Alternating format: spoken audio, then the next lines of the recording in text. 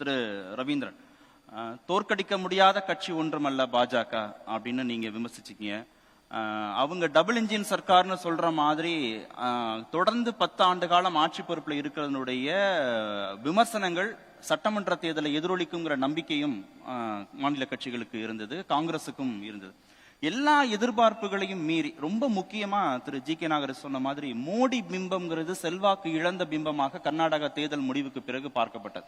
ஆனா இந்த எதிர்பார்ப்புகள் எதுவுமே இனிமே செல்லுபடியாகாது, எல்லாவற்றையும் மாற்றக்கூடிய வல்லமை பாஜகவுக்கு இருக்கு, குறிப்பாக மோடிக்கு இருக்கு அப்படிங்கறத நிரூபித்திருக்க அந்த தேர்தல் முடிவுகள். அதற்கு முன்னால் புதிய தலைமுறை ஒரு புதிய பயணத்திற்கு வாழ்த்துக்களை சொல்லிக்கொண்டு நன்றி நன்றி. சகோதரர் நாகராஜ் அவர்களிடம் எனக்கு பிடித்ததே எது என்று சொன்னால், உண்மையை மறைக்க மாட்டார், ஆனால் நேரடியாக ஒத்துக்கொள்ள மாட்டார். உண்மையை சொல்ல மாட்டார், அதானே? உண்மையை மறைக்க மாட்டார், ஆனால் நேரடியாக ஒத்துக்கொள்ள மாட்டார். ஒன்று கேட்கிறேன், திராவிட முன்னேற்ற கழகம், நான் சொல்றேன், திராவிட முன்னேற்ற கழகம் மக்களுக்கு கொடுக்கக்கூடிய எல்லா திட்டங்களும் அவரவர் அக்கவுண்ட்ல தான் போய் விழுது, வங்கி கணக்குகளில் தான் போய் விழுகிறது. இல்ல உங்க அக்கவுண்ட்ல விழுகுதுன்ற, எங்க அக்கவுண்ட்ல விழ முடியாது, நிர்வாகிகள் அக்கவுண்ட் சொல்றேன். எங்க அக்கவுண்ட்ல விழ முடியாது, விழ முடியாது. எப்படி விழ முடியும்?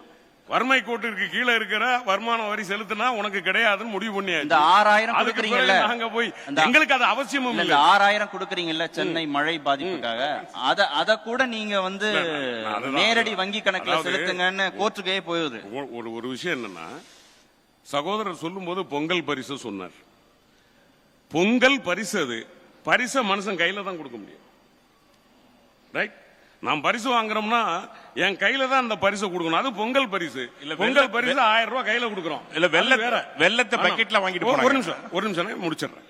அப்போ மகளிர் உரிமை தொகை வங்கியில போகுது, விவசாயிகளுக்கானது வங்கியில போகுது, எல்லாமே டைரக்ட் பெனிஃபிட் டிரான்ஸ்பர் சிஸ்டம். இன்னும் சொல்றேன், இந்த சிஸ்டத்தை ஆரம்பிச்சது யூபிஏ கவர்மெண்ட், திராவிட முன்னேற்ற கழக அரசு அங்க பொறுப்புல இருக்கும் போதுதான், மறந்து விடக்கூடாது. எதற்காக? மக்களிடம் போய் நேரடியாக சேர வேண்டும் என்பதற்காக. எனவே நாங்கள் எதையும் எடுத்துக்கொள்ள வேண்டும் என்று நாங்கள் நினைப்பதில்லை. இப்பொழுது நாம் மலைக்கு சொல்லுகிறோம், நியாயம்தான். நான் கேட்கிறேன், கடந்த முறை இந்த மகளிர் உரிமை தொகை 1000 ரூபாய் விழுந்தது ஐயா, விழுந்தது என்று SMS வந்தது. தாய் ஓடி போனாள் வங்கிக்கு, 1000 ரூபாய் வந்து விட்டது என்று. உங்கள் 1000 ரூபாய் எடுக்கப்பட்டு விட்டது. ஏனென்றால் உங்கள் வங்கியில் ஏற்கனவே நீங்கள் குறைந்த கணக்கு தான் குறைந்த பணம் தான் வைத்திருந்தீர்கள், எனவே அதற்கு அபராதமாக எடுக்கப்பட்டு விட்டது என்று சொல்லிவிட்டார்கள். வந்தது செய்தி, முதல்வர் கவனத்திற்கு வந்தவுடன் அண்ணன் தங்கம் தென்னரசை கூப்பிட்டு சொன்னார், வங்கிகளிடம் இனிமேல் அக்ரிமெண்ட் போடுங்கள், இது கொடுப்பது இந்த உதவி தொகையை நாங்கள் எக்காரணத்தை முன்னிட்டும் கை வைக்க மாட்டோம், அது ஏழை தாய்மார்களுக்கு என்று எந்த வங்கிகள் ஒத்துக்கொள்கிறதோ அந்த வங்கிகள் வழியாகத்தான் இந்த பணம் போய் சேர வேண்டும் என்று ஆணையிட்டார். அண்ணன் தென்னரசு அதை வெளியிட்டார். நாங்கள் கவலைப்படுறோமா? பாஜக கவலைப்படுகிறதா? ஒன்று. இன்னொன்று, எனக்கு மிகப்பெரிய ஒரு மகிழ்ச்சி எதுலன்னா, இந்த 3 மாநிலத்தில் ஜெயிச்சாங்க பாருங்க, பாஜக அடிச்சது பாருங்க ஒரு அந்தர் பல்ட்டி. அண்ணன் கேட்டா சொல்றார், அங்க 3 மாநில முதல்வர், ஒருவர் SC, ஒருவர் OBC, ஒருத்தர் OC. இதுக்கு நாங்க சொன்னா சமூக நீதி, இது நாங்க சொன்னா திராவிட மாடல், இத பிஜேபி செய்தா மட்டும் இது என்னவாக இருக்கும்? தந்தை பெரியார் தான் இன்னைக்கு இந்தியாவை ஆளுகிறார் என்று நான் சொல்லுகிறேன். பாஜக மெல்ல சறுக்கி வந்தது பெரியார் வழிக்கு என்று நான் சொல்லுகிறேன்.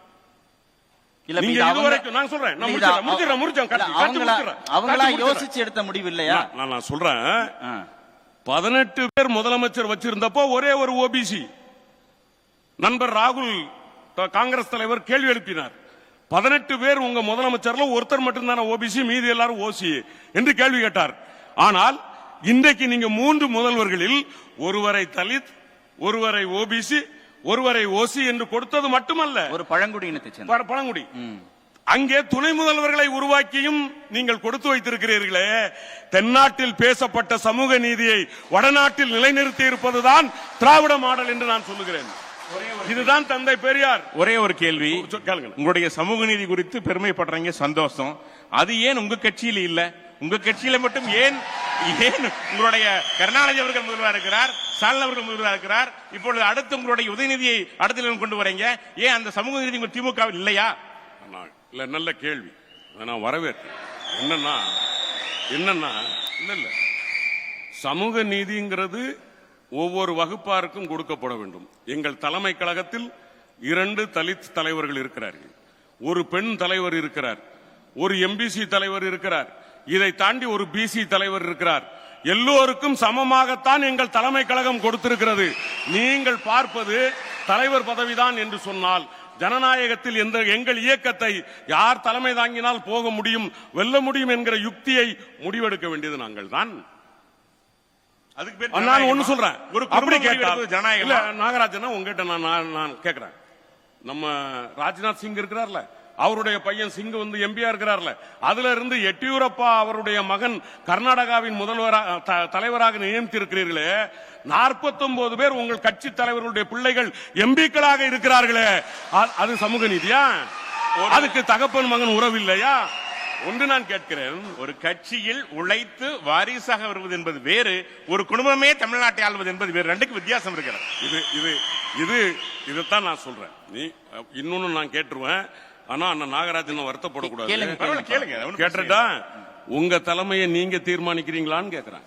எங்க தலைமையை நாங்க தான், பாஜகவினுடைய தலைமையை நாக்பூர் தீர்மானிக்கிறது என்று பத்திரிகைகள் எழுதுகிறது, RSS தீர்மானிக்கிறது. எங்கள் தலைமையை நாங்கள் தீர்மானிப்போம். பாஜகவின் தலைமையை ஒருபோதும் பாஜக செயற்குழு கூடி நீங்கள் முடிவெடுத்தீர்களா? பொதுக்குழு கூடி நீங்கள் முடிவெடுத்தீர்களா? உங்களுடைய அரசியல் அடுத்த தலைவர் யார் என்பதை நாக்பூர் லீக் பண்ணுகிறது, RSS முடிவு செய்கிறது. உங்கள் உச்சி குடுமி RSS கையில் இருக்கிறது, எங்களுக்கு எல்லாமும் எங்கள் கைகளில் இருக்கிறது. இதுதான் பாஜகவிற்கும் திமுகவிற்கும். RS எங்களுடைய அங்கம்ங்க, பாஜக அரசினுடைய அங்கம். இது மாதிரி பல பரிவார் சங்கங்கள் இருக்கிறது. நாங்கள் கூடி முடிவெடுக்கின்றோம், நாட்டின் நன்மைக்காக, குடும்பத்தின் நன்மைக்காக அல்ல. அதான் திரும்ப திரும்ப சொல்லப்படுறோம். நீங்க நாங்க குடும்பங்களுடைய தேசத்தின் நன்மைக்காக முடிவெடுக்கிறோம். நீங்க சொல்லுங்க, ஒருத்தர் சொல்லுங்க, இவரோட மகன் இவர் மீண்டும் வந்தார், இவர் முதல்வர் ஆனார். நான் சொல்றேன், உங்க கட்சியில ஒரு தலித் தலைவராக மாற முடியுமா? சமூக நீதி பேசுறீங்க, உங்க கட்சியில தலித் தலைவராக ஆக முடியுமா? கட்சியில இதேதான் அண்ணன் கேட்டார்.